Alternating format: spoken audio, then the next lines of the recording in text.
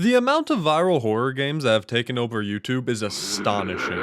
Ever since Let's Plays took off on the site, we've been seeing indie horror game after indie horror game gain immense attraction thanks to grown men and their bright green headphones. I actually owned the green Kraken V2 because of PewDiePie. Yes, I was a Razer headphones victim. Tons of horror games came and went through the YouTube landscape over the years. Some managed to stay and actually thrive like FNAF and the SCP games, but some just kinda happened. Like, do you even remember Night Blights? How about The Baby in Yellow? You can't forget about Hello Neighbor, they won't let me. There's one viral horror game that has created its own subgenre of horror, managed to survive years of irrelevancy, and come back stronger than ever. And of course, we're talking about Sonic.exe. You're telling me Sonic.exe managed to live for over a decade, but Spooky's Jumpscare Mansion isn't talked about anymore? We really live in a society. I've explained on this channel what Sonic.exe is and its history a million different times, so please just go watch one of my videos on Sonic horror to hear that. But it's no secret that Sonic.exe and the genre of games it spawned are super popular. It's not so popular that it's gonna give FNAF a run for its money anytime soon, but I'd be lying if I said that it didn't have a significant fan base to this day. Hell, my most watched videos are all tied to the EXE genre in some way. If that isn't proof it's popular, then what is?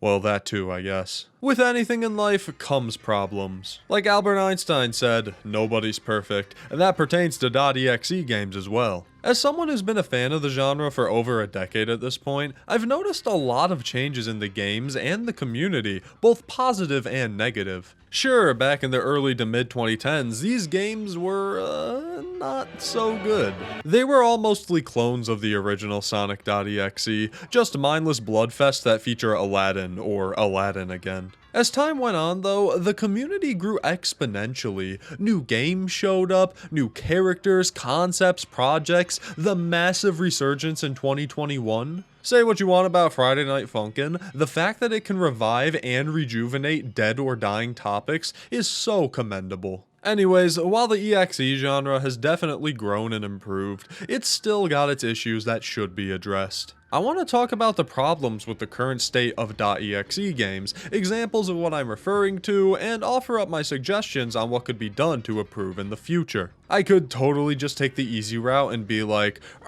too much blood and walking, am I right, fellas? And end it there, but I've got some stuff I've wanted to talk about for years, so prepare yourself. Now, I know this isn't the normal kind of thing I do on this channel, but I'd like to try my hands at this type of video and see how it goes. With all that being said, let's make this simple. I'm going to separate my points into 5 different categories: repetition, meta horror, gameplay, scares, and then at the end, I'm going to take a look at what other people have been saying about .exe games and give my input on it. Now, is this a semi-serious video judging the quality of scary Mario games? You got me. Now, before we start, let me get a few things out of the way. 1, these are all my personal opinions. You can agree with every word that spews out of my mouth. You can threaten to launch me out of a slingshot into a wooden tower full of pigs. I just want to have a good and somewhat lighthearted discussion on what problems I've personally noticed. Feel free to disagree with me in the comments or challenge what I say. I welcome it. 2, do not go out of your way to harass anyone mentioned or anyone involved with the games I talk about. These are not criticisms towards the people that made these games, just the games or the genre itself. I've met some great people in this community, and I'm sure most of the people who've made these games are great too. Well, most of them. Also, this video won't just be me dogging on some random EXE games I found made in Scratch. I'm aware that a lot of games in this genre are made by kids just trying to have fun. I more so want to talk about what problems are holding these games back, and even some more dangerous things brewing in the genre, not pick on a handful of games I found because, oh, this looks like MS Paint. And yes, I said dangerous, this EXE shit gets serious. Starting off with what I and many others have noticed from the beginning, the issue of repetition. I'm gonna describe a certain .exe game to you, and you have to think of what I'm talking about. A beloved character turns evil, maybe even a character from your childhood. Tricked into thinking this was a more cheerful game, you now have to play as 3 other characters from that same IP and traverse through dark and twisted versions of familiar locations. One by one, that possessed character kills each and every one of your characters, leading to a bad ending where the now corrupted character you once loved has won.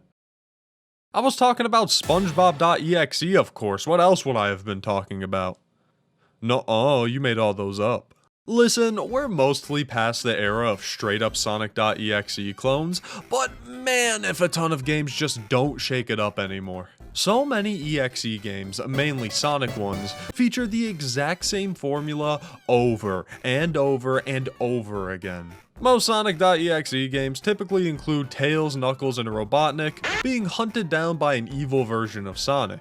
Oh, but his appearance varies. Sometimes he's got bloody eyes, sometimes he's a gross monster, sometimes he's a pedophile. Not to mention that the location stays the exact same. If I was told to name every Sonic.exe game that featured Tails in a spooky Angel Island zone or else I'd die, send me to the goddamn dead zone. It's just a bit bland going through the same romps again and again. I get that a lot of games that do this are remakes or retakes of the original Sonic.exe, and some of them are great, but don't you just get tired of the exact same premise after 10 years? Sonic 2011's probably the only one that gets a pass in my eyes. Since that's technically the new official version of Sonic.exe, it gets away with using that formula. ToadBup seal of approval. Take the popular Sonic.exe One More Time series for example. These games are so similar that when I was playing through One More Time for a video, I accidentally played half of that game and then half of One More Round and didn't realize it until I was writing the script. I've got different gripes with that series, but I'm just trying to point out that the formula needs to be shaken up every now and then. There's only so much you can do with remaking the same game in concept for years, regardless of how good you think it may look. Same goes for the outcome of these games. I don't need a super happy ending where Sonic.exe learns the value of teamwork and gets a big shiny medal, but I need something. Going to the right 3 times and dying can only be so entertaining. The game Sonic.exe Spirits of Hell is a good example of mixing up the formula in a fun and often unused way. Not only do you have different decisions you can make that change the fate of the characters, but there's more ways to die than simply going to the right. Don't take that as you need branching paths in your game though, that would probably even be a detriment to some games. Once again, the characters don't need to be 100% safe from that blue bloody bastard. Simply building up to the deaths of the characters or giving the player the responsibility of keeping them alive would help greatly. Moving on, I actually asked my community about some of their issues with EXE games as well, and I saw a common one that a lot of these games are just demos with only Tails or sometimes Knuckles. While I agree it kinda sucks that a lot of games just stay as demos and never go anywhere, I don't think there's anything wrong with uploading demos in itself. Sure, as with all unfinished media, I'd rather it was released when it was ready, but there's nothing that wrong with people posting their progress, as long as they clarify it is that. The one thing that I've seen the most in almost every EXE game though, is what's called the bait and switch opener. Even some of my absolute favorite .exe games do the bait and switch, it's unavoidable. Oh, looks like just a normal copy of Kirby Dream Land, my favorite pink puffball adventuring through the magical world of Planet Popstar. Oh boy.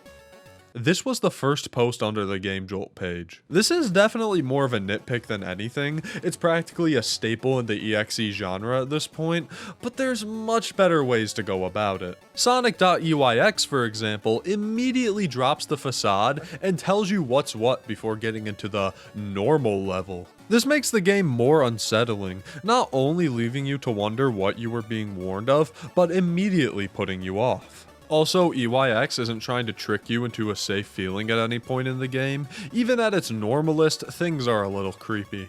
Sure, every Tom, Dick, and Harry EXE game has that spooky frame of blood in the intro, but come on, you aren't even trying with that. Another great example of a good bait and switch is My Mario game, which I talked about a while back. I don't know if that's an EXE game, but it still works as a good example of bait and switch. That game totally does the whole bait and switch, but it does it in an insanely unique and cool way. It mimics the style of an old crappy fan game made by a random kid online, rather than a pre-existing game that everyone's played through a million times. Also, if you're gonna commit to the bait and switch, commit to the bait and switch. Even the game page for my Mario game looks like it was made by a child, with zero indication that it's scary, unless you read into the comments, but that's cheating. To avoid rambling on and on about repetition in EXE games, I'll leave it at this: get creative with your concepts. Don't just look at PC port or Sonic 2011 or Mario 85 and be like, alright, I'm gonna do exactly that. Get wacky with your ideas. Randy Becker literally made a 3D Dr. Mario.exe game. Is it great? No, but it's unique and super interesting compared to a lot of other games. I also saw a lot of people mentioning under my post that we need more 3D.exe games. I both agree and disagree with that, because while I want to see what that would look like, may God help us if we get a Sonic Adventure.exe. Something else I see used a lot in creepypasta and .exe games especially is the use of the fourth wall break or meta horror. I don't know how many games I've seen that just say my full name and then do something like this.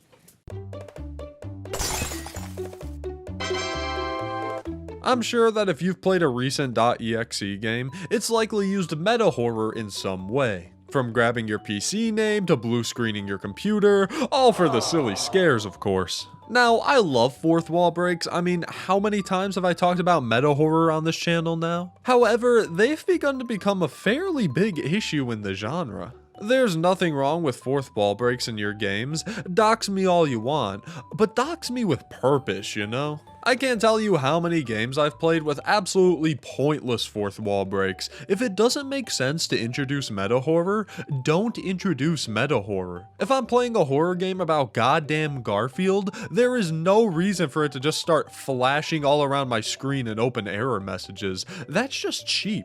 Think about it like this: it's really no better than just throwing in cheap jump scares to scare the player. Horror needs to make sense in context of what the game is. I'd understand the fourth wall breaks if they make sense to the game they're a part of. Sonic.uyx, yes I know I keep hyping it up, is a haunted ROM hack / emulator thingy that establishes so early on. Sonic PC port is literally centered around the idea that Sonic is on your PC. It makes sense he would interact with it. And DigDug.exe, for as weird of a game that is, has its fourth wall breaks work in the context of the story that it's telling.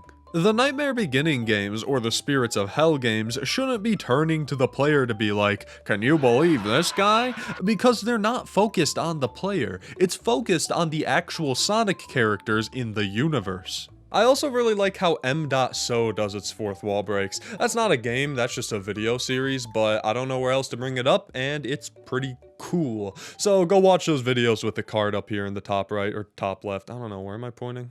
And that's not even the worst part of meta horror. It's the fact that people will try and use meta horror to send me to the goddamn dead zone.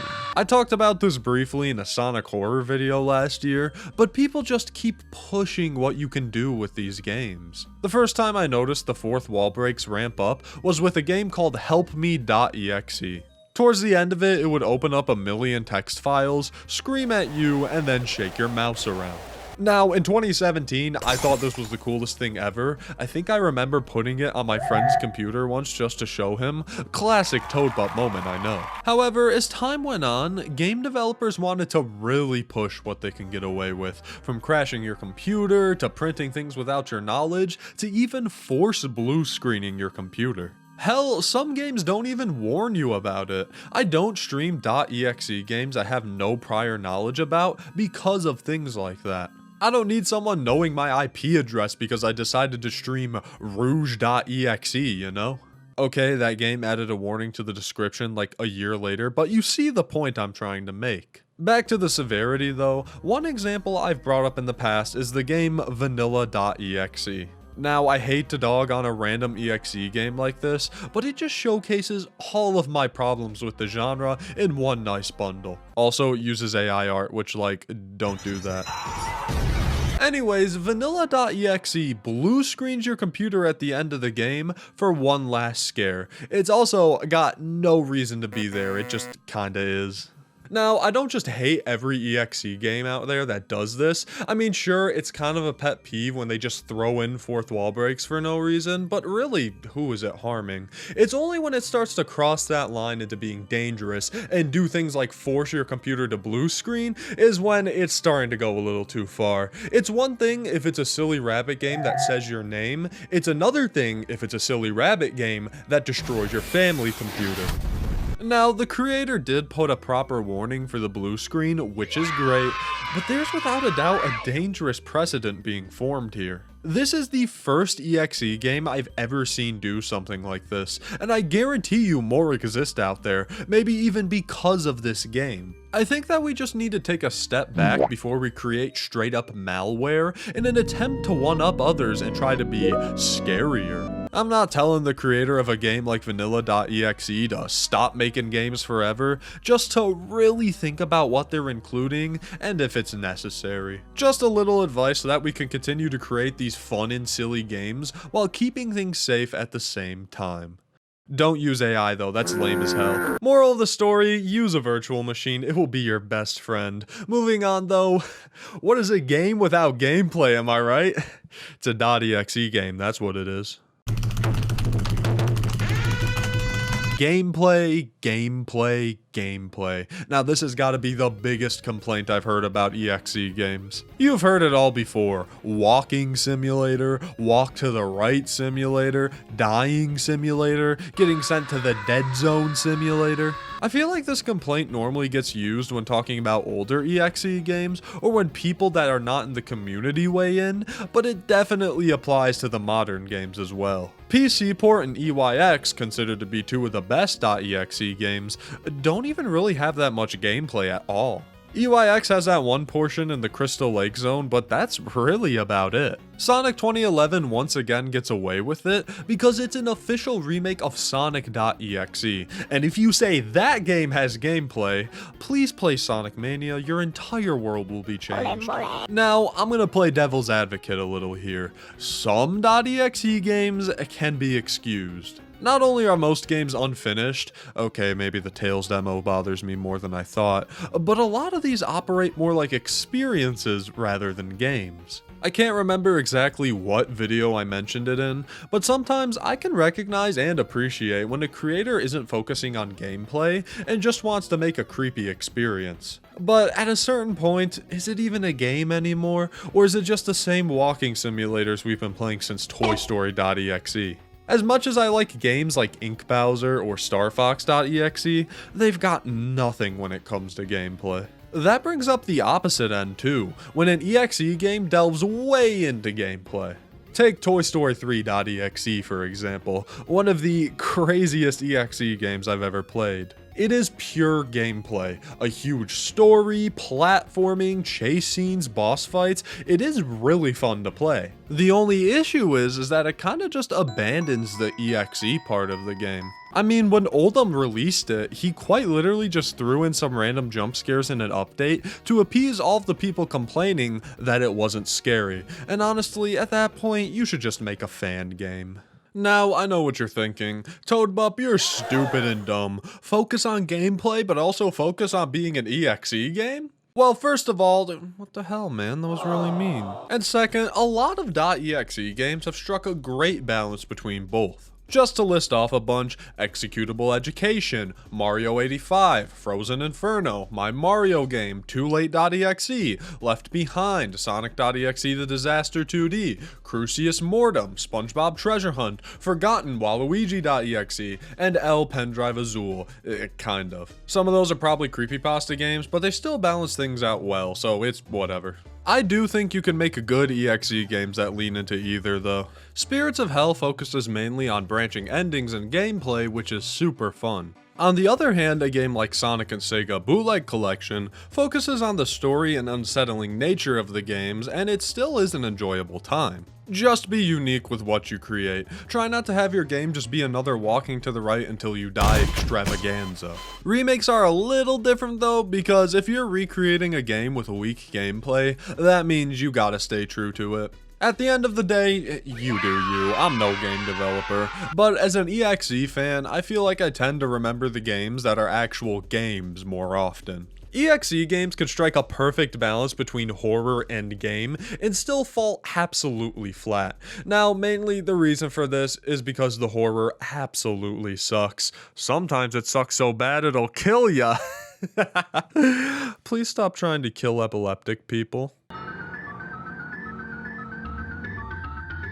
What's the scariest .exe game you can think of?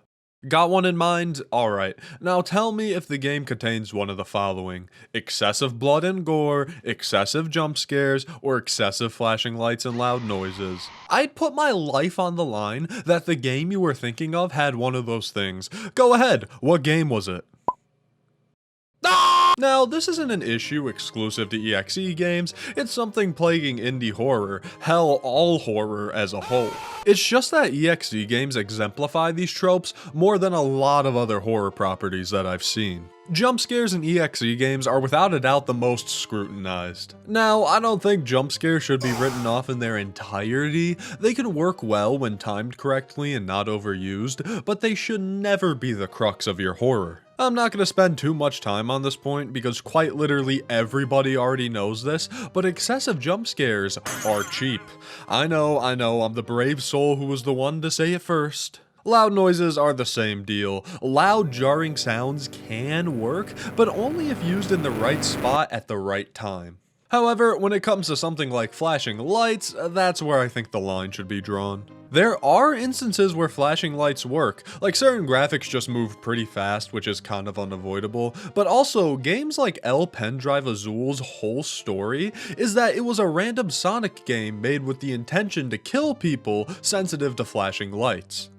The story and game is based on that. That's not why Vibing Leaf made the game. They have a narrative purpose to be there. However, like 80% of the time, it's just flashing lights for the sake of flashing lights. You can't even make the argument that they could be scary like jump scares or loud noises. They're nothing but hazardous. And don't even get me started on people who don't give proper warnings for their games. Most of the time, they do. Even the infamous Sonic.Xhog had a warning before their flashing lights, at least according to this Luigi Kid video it did. But every now and then, I'll find a straggler that just doesn't do it. Now, I want to try and give people the benefit of the doubt. Maybe they're a little younger and they don't entirely understand what kind of harm this could cause to people. So this is my official message to all of the younger EXE developers out there. Please, if you even think you need it in the slightest, include a flashing lights warning.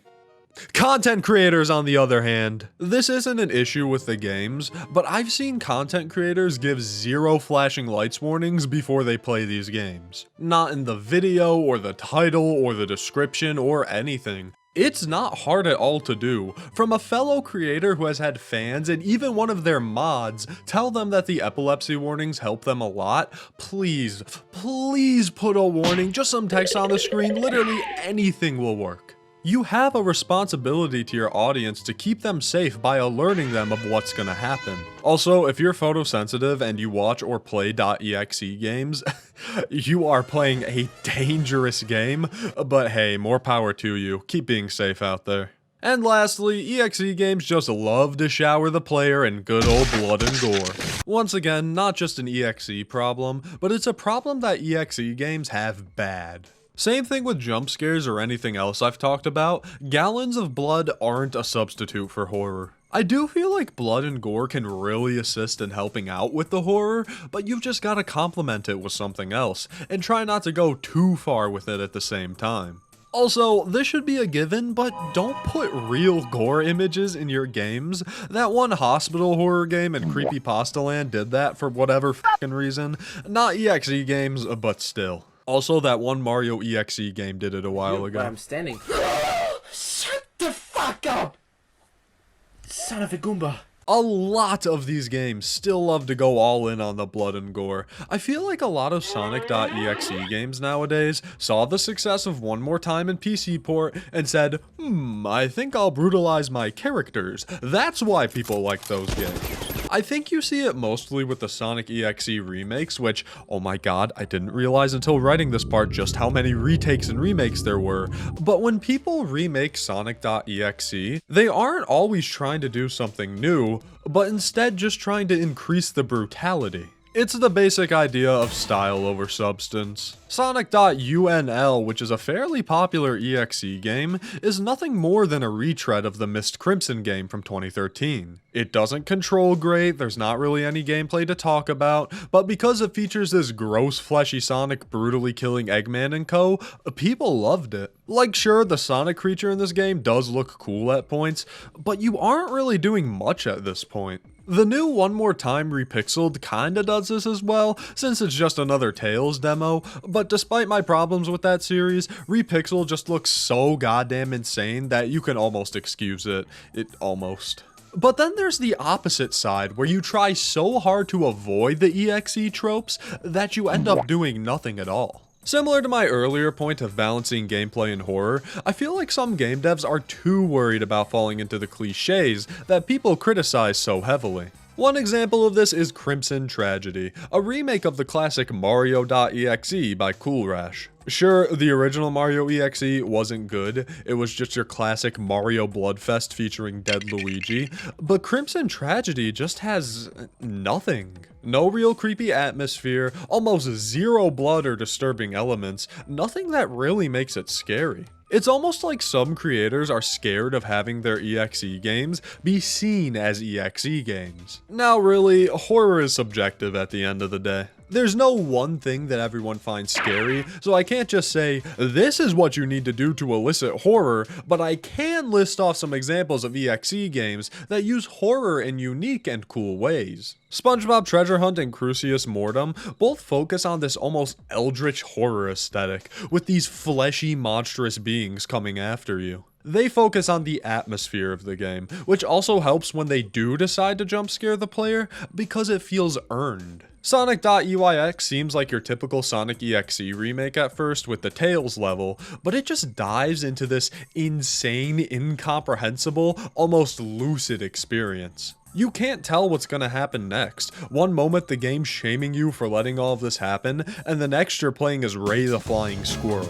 Sure, it utilizes things like blood and jump scares in ways that might be seen as cliche, but the game complements this with its cool-ass presentation, new ideas, and general insanity. And the game Deprived Hedgehog 1994, okay, that game just scares me. That's the one that uses your printer. Those are just a few examples off the top of my head. I guarantee that there's some EXE games I've never heard of that offer new and exciting types of horror I've never played before in EXE games. Feel free to recommend some games in the comments for me to check out. EXE games can be super cheesy with its horror, but I mean, isn't that what we're here for? Like sure, they can be genuinely creepy like some of the ones I've talked about, but for some EXE games, it's like watching an old slasher movie. You can recognize how cheesy or outdated or silly the horror is, but you love it for that. Sometimes embracing the silliness makes the game even better. I absolutely love Hotel Mario 6, and it's complete dog shit.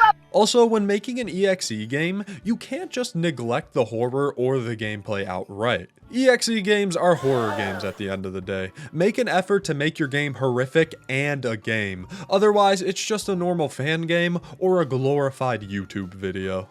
I apologize if any points in this video are kinda repeats of themselves. I've never written something like this before, let alone worked on a video like this, so it's all pretty new to me, so please bear with me. With my 4 main categories done though, let's talk about what other people had to say about the problems on EXE games. Like for example, I saw a pretty common one that we needed a remake of AdventureTime.exe. I mean, that's what I've been saying this whole time, god damn, where is it? I could go on and on about a bunch of other little nitpicks I've got about EXE games, but instead, I wanted to use the rest of the time to discuss what you all had to say about EXE games nowadays. Across YouTube, Twitter, and Blue Sky, I asked people what they thought were some of the issues with EXE games, and man did you have some things to say. Some of them I agreed with, some of them I didn't, some of them I also thought about, and some of them were about how Tails needs to lock the f*** in. I agree, we need napalm bombs immediately. I'll try my best not to include any that repeat what I've already talked about, but without further ado,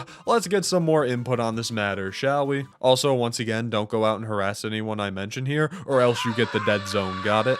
Starting off on Twitter, Como says that a lot of them are still Sonic.exe clones, but they just get their stuff from OMT or PC port. I sort of already said this earlier, but he still has a pretty valid point. It definitely feels like these more popular games simply just took the place of the Mist Crimson game from a decade ago, being what a lot of people look to for inspiration in their EXE games. Gamers Workshop said that a lot of EXE games use the trapped souls method of victim getting, rather than self-containing to the characters themselves. While I do agree that we should see more EXE games take place in the universe, I don't mind incorporating trapped victims or souls into the games, just as long as they actually elaborate on why they're trapped or who they are. For example, I love Sonic 2011, but who the hell is Alan? We never really know by just playing the game. Sutsial, I'm sorry if I didn't pronounce that right, says that they are most often installations rather than actual games. You can run, jump, and interact,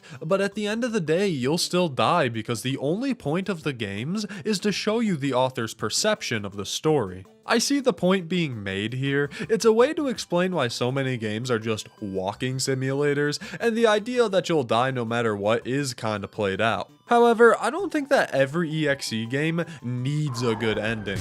Sure, it can benefit certain EXE games greatly, but as long as the journey to your inevitable doom is well told and played, I don't see an issue. Jelly says Tails never lives. Yeah, no, that poor guy never catches a break. Give him his arm cannon, come on. Jackie says that they feel like most fan games either boil down to walking simulators or an average 2012 rage game platformer. None really revolve around the idea of a .exe game. I already touched on the walking simulator stuff, but yes, I absolutely despise the rage game aspects. When I was playing through Spirits of Hell, while I do enjoy the game, I was so unbelievably frustrated at certain parts, mostly not through my own fault. Other people struggled with this game too. I feel like people who say Nightmare Beginning or Spirits of Hell are the most perfect, greatest EXE games of all time have not actually played the games themselves, but just watched Luigi Kid play them or something. Trust me when I say you'll have a completely different attitude towards that game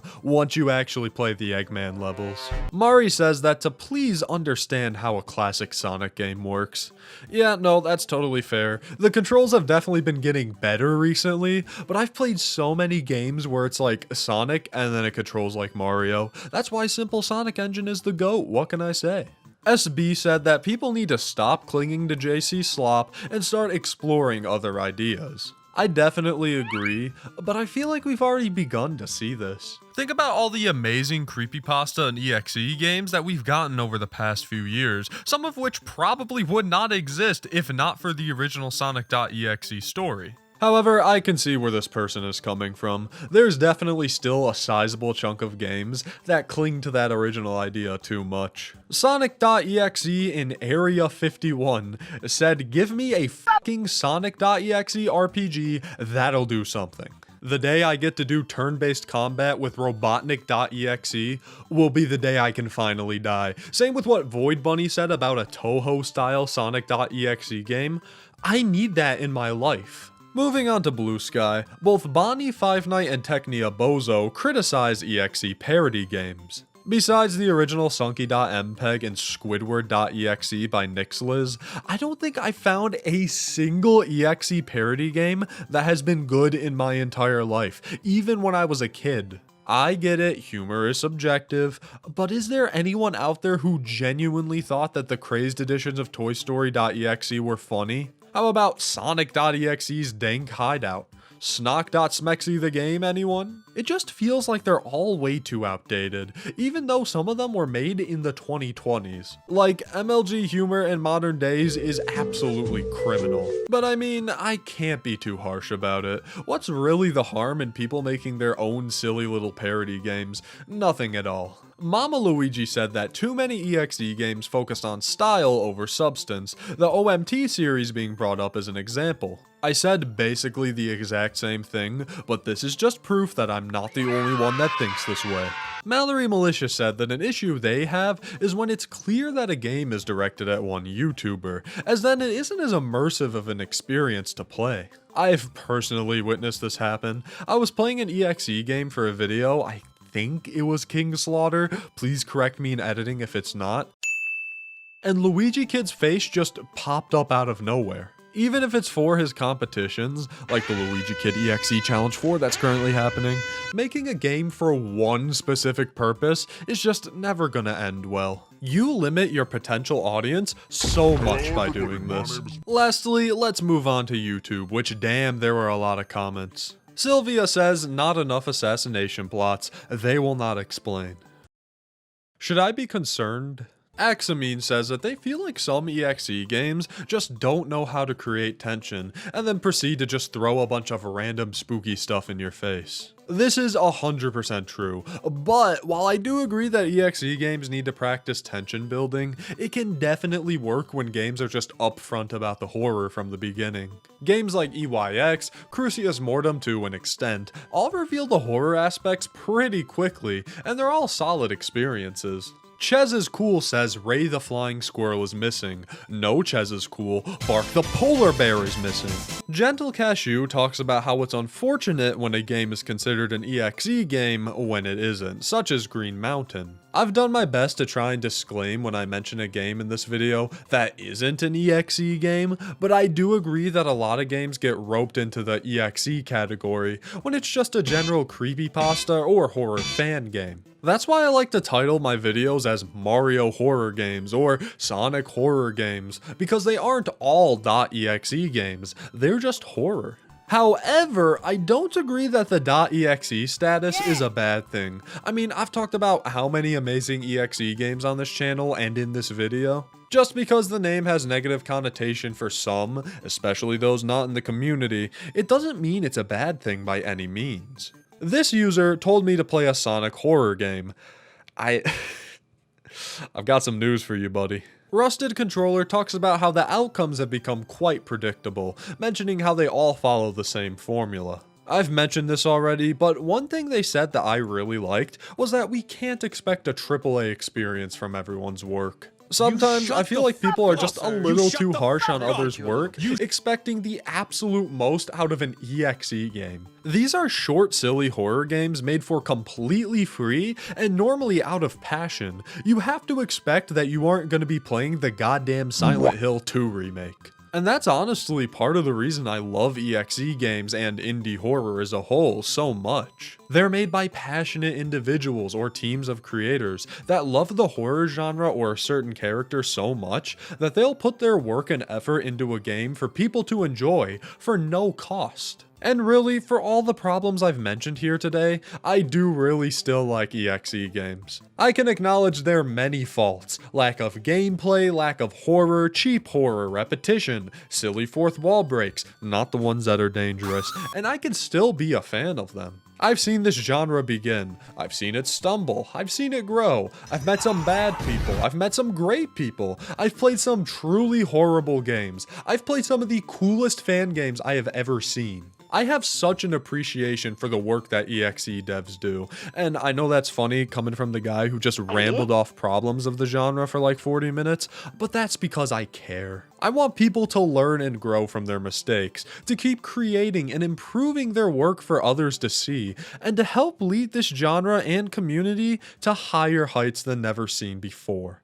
To end on a positive note, I'm going to list 15 things that the EXE community and genre are doing super well. I'm not used to being this overly critical, please let me have this. A lot of EXE games look absolutely stunning. From pixel art to even 3D models, I've seen some truly great stuff. Outside of games, a lot of EXE characters and concepts are really cool. Characters like Rewrite or the previously mentioned M.So are really cool looking. I don't know if M.So is an EXE character, but he's got the dot, so I'm counting it. Some of the fourth wall breaks are technically really impressive. Like, how the hell do you do a whole boss fight on your desktop? That's crazy. Speaking of technically impressive, I feel like I've noticed a lot less control issues lately, especially with Mario and Sonic horror games. Lots and lots of talented creators coming out of the woodworks these past few years, looking forward to even more game developers releasing their first games. There's been some concepts that I and many others would probably never thought would work, like how are there two IceClimbers.exe games that are both great? This is kind of connected to the Friday Night Funkin' side of the community, but people make some pretty good music. I made my dad listen to I Missed the Quiet once on a road trip, and he said it was good, so ToadBup approved. Some of these games gave rise to some cool and iconic characters in the community. Lord X and MX still feel somewhat new to me, but it's still so cool that they've cemented themselves in creepypasta and .exe history so much. They can be so goddamn goofy sometimes. Toy Story 3.exe is unironically an enjoyable time, even though it is the funniest and dumbest concept ever. A lot of games have rejuvenated interest in older ones, or just straight up bad ones altogether, like the many remakes from Vibing Leaf, or Sonic.exe in its entirety. The original story was so fucking ass, do I need to say that? They can also rejuvenate other creepypastas, like the popularity of Versus Sonic.exe brought more attention to things like El Pendrive Azul or Sonic 3 Hacked Cartridge. They make for really fun content. Sure, I've gotten burned out to hell and back on them, but going in blind to some of these can be a pretty memorable experience. The gameplay can actually be pretty fun. I love the various boss fights, the platforming puzzles, and also the feeling that at any moment I could get hit with an ear-splitting jump scare. It's like Stockholm Syndrome. And number 14, I love that this random interest of mine that I've had for over a decade has allowed me to help gain such a large audience of people that share said interest. I know not everyone's here for my EXE stuff, which is fantastic. Please watch my other stuff. But it's just so damn cool that I get to help in talking about my hobby that was once insanely niche and small. Thank you everyone who supported my silly videos, EXE or not, and here's to more in the year 2025. Number 15 is that there's no ToadBup.exe. Could you imagine if I was one of those bloody-eyed maniacs? Anyone else just get the urge to kill a bunch of woodland creatures?